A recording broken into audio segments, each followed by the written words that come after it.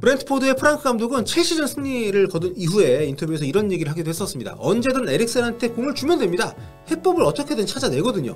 브렌트포드라는 쓰러져가는 팀을 일으켜 세운 플레이메이커 덕분에 에릭센이 합류한 뒤에 브렌트포드는 프리미어리그에서 가장 강력한 기세를 보여주는 팀 중에 하나가 됐습니다. 안녕하세요, 볼리TV 서욱입니다. 토트넘의 다음 경기 상대죠. 브렌트포드, 에릭센이 선발 데뷔전을 치르기까지 11경기에서 무려 9패를 기록하면서 추락을 거듭하고 있던 팀이었습니다. 이 11경기에서 브렌트포드가 따냈던 승점은 4점에 불과했고요. 이러다가는 강등권으로 떨어질지도 모른다는 우려가 굉장히 현실적으로 다가오고 있던 아주 그런 우려 속에서 갇혀있던 상황이었는데, 하지만 1월 이적시장 막판에 에릭센을 영입하고 지난 3월 5일이었죠. 영입 후 한 달 동안 몸을 만든 에릭센이 노리치 원정에서 선발로 첫 출전을 한 이후로 모든 것이 달라졌습니다. 브렌트포드는 에릭센의 가세와 함께 완전히 다른 팀이 되었고요. 이 시합에서 3대1 승리를 거두게 됩니다. 2022년 첫 경기였던 1월 2일 이후로 무려 2달 만에 거둔 첫 번째 승리였고요. 한 경기에서 3골을 넣은 것은 11월 뉴캐슬전 3대3 무승부 이후 처음이었습니다. 그 뒤 브렌트포드는 지난 주말 와포드전을 포함한 6경기에서 무려 5승 1패라는 압도적인 성적을 거두고 있습니다. 프리미어리그에서 가장 좋은 폼을 달리고 있는 팀 중에 하나가 된 건데, 놀라운 것은요, 그나마 브렌트포드가 이 기간에 당했던 1패 레스터 원정에서 1대2로 졌던 이 경기는 에릭센이 결장을 했던 시합이었다는 거죠. 한마디로 지금의 브렌트포드는 에릭센이 선발로 나선 5경기에서 전승, 무승부도 아니고 무패도 아니고 전승을 거두고 있다는 겁니다. 에릭센 영입 이전과 이후의 브렌트포드는 완전히 달라진 그런 팀이라는 건데요. 외견상 에릭센의 직접적인 기여도가 높아 보이는 것은 아닙니다. 지금 보시다시피 공격 포인트 자체가 아주 많은 것은 아니에요. 소속팀에서 1골 2도움이니까 대표팀에서도 이제 두 경기 2골을 넣고 있긴 한데, 아무튼 그렇다 하더라도 유로 2020 대회 도중에 심정지까지 갔었던 정말 생사의 그런 고비를 넘나들다가 정말 기적적으로 소생을 했던 선수라는 걸 감안하면 이 정도의 성적, 이렇게 매 경기 나오고 있다는 것 자체만으로도 정말 기적 그 자체의 성과이기는 하죠. 이 기록만 보고 에릭센 때문에 브렌트포드가 달라진 거 맞아? 그냥 넘겨짚은 거 아니야? 이렇게 반문을 한다고 해도 이 기록만 보면 그렇게 생각할 수가 있는데, 막상 실제 경기를 보면 다릅니다. 에릭센의 브렌트포드 내에서의 어떤 지배력 정말 대단한데요. 먼저 브렌트포드의 프랑크 감독, 팀 전술 자체를 에릭센 중심으로 아예 바꿔버렸습니다. 에릭센 영입하고 나서. 그리고 에릭센의 팀이 된 뒤로는 결과뿐만 아니라 내용 면에서도 상당히 탄탄한 팀으로 변모를 했어요.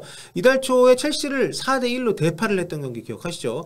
주로 선수비 후역수 축구를 한다고는 하더라도 일방적으로 완전히 밀린 채로 거의 일방적으로 템백하고 이러는 축구를 하지 않았음에도 불구하고 이런 뜻밖의 대단한 성과를 냈던 그런 결과도 있었습니다. 자, 에릭센이 합류하기 전인 지난 12월 토트넘 홈에서 열렸던 경기에서 브렌트포드가 보여줬던 포메이션입니다. 이때 손흥민 선수가 골을 터뜨려가지고 2대0으로 승리를 했었는데, 당시 브렌트포드는 널리 알려진 대로 3백을 쓰는 팀이었습니다. 352 포메이션을 기반으로 결정력이 좋지만 프리미어리그 올라온 뒤로는 그 기복이 좀 있었던 아이반 토니가 은부에모 선수와 함께 이제 공격을 이끄는 그런 팀이었는데요.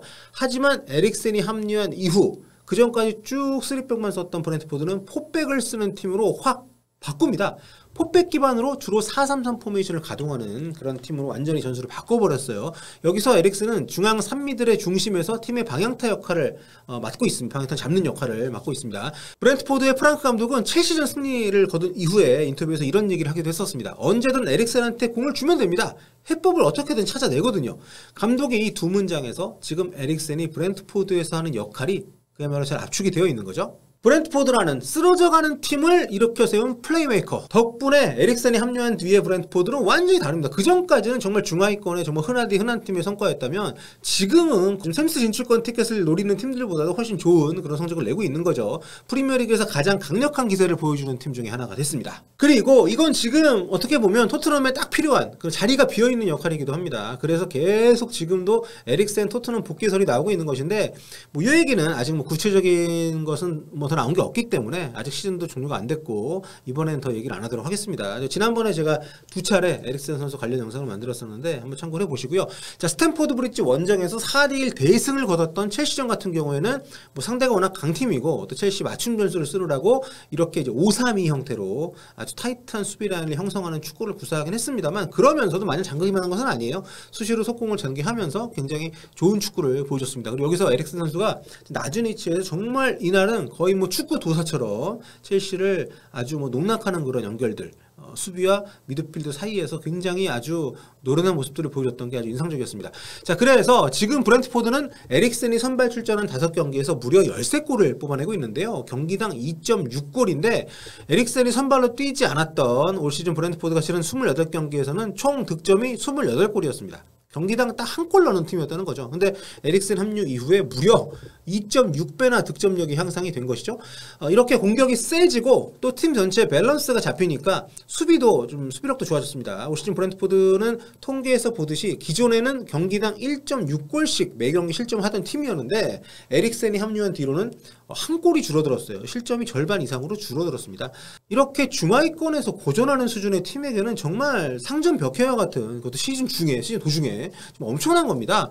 그래서 에릭슨이 선발 출전하기 직전 무려 17위, 그러니까 강등권 리즈 유나이티드하고 승점이 단 1점밖에 차이가 안 났던 브렌트포드였는데 이렇게 지금 순위는 무려 11위까지 단 6라운드 만에 순위가 6계단이 뛰어오르면서 강등권을 사실상 뭐 탈출했다고 봐도 좋은 그런 위치까지 올라왔습니다. 지금 강등권 18위 번니하고 승점이 무려 14점이나 차이가 나기 때문에 남은 경기를 다 지지 않는 이상 저는 사실상 좀 잔류는 확정적이다 이렇게 봅니다. 자, 이처럼 영웅과도 같은 에릭센 합류 효과로 상승세를 타고 있는 브렌트포드, 이번 주말 이제 토트넘이랑 경기를 치르게 되는데요. 여러 면에서 참 관심을 갖지 않을 수가 없는 그런 시합이 될 것 같습니다. 브렌트포드 홈이기 때문에 토트넘 홈팬들을 많이 만날 수는 없겠지만 이 경기 보러 원정 가는 멀지 않아요, 거리도. 그래서 토트넘 원정 팬들에게 또 에릭슨 선수가 어떤 또 반응을 보여줄지, 토트넘 원정 팬들은 또 어떤 또 모습을 보여줄지 굉장히 기대가 되는 부분이 좀 있고요. 참고로 프랑크 감독의 올 시즌 에릭슨 활용 패턴은 과거 포체티노 감독이 토트넘 전성시대 때 활용을 했던 방식과는 좀 다릅니다. 당시 토트넘은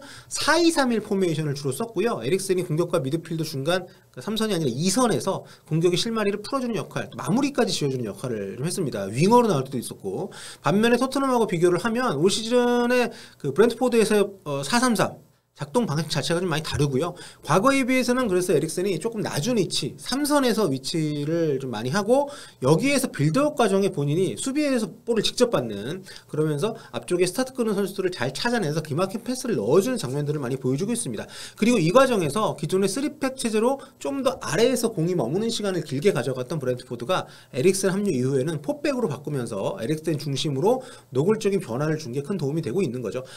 에릭슨 참 대단한 선수입니다. 그 힘든 일을 겪고 복귀를 했는데도 이렇게 여전히 뭐 급이 다른 그런 경기를 보여주고 있기 때문에 브렌트포드를 택한 데에는 덴마크 청소년 대표 시절 은사였던 프랭크 감독의 존재가 굉장히 결정적이지 않았나 생각이 되는데, 이렇게 자신의 가치를 알고 또 믿어주면서 전술 자체를 자기한테 맞춰주는 팀을 만났다는 거, 에릭슨한테는 참 행복한 일이 아닌가 생각이 됩니다. 자, 기적의 사나이 에릭슨 선수, 앞으로도 좋은 활약 기대를 해보겠고요. 다음 시즌 거취 브렌트포드에 남을 수도 있겠습니다만 여러모로 기대가 되지 않을 수 없는 그런 시합이 될 것 같습니다. 여러모로 기대가 되는 그런 또 여름이 다가오고 있습니다. 자, 오늘 여기까지 할게요. 꿀빠!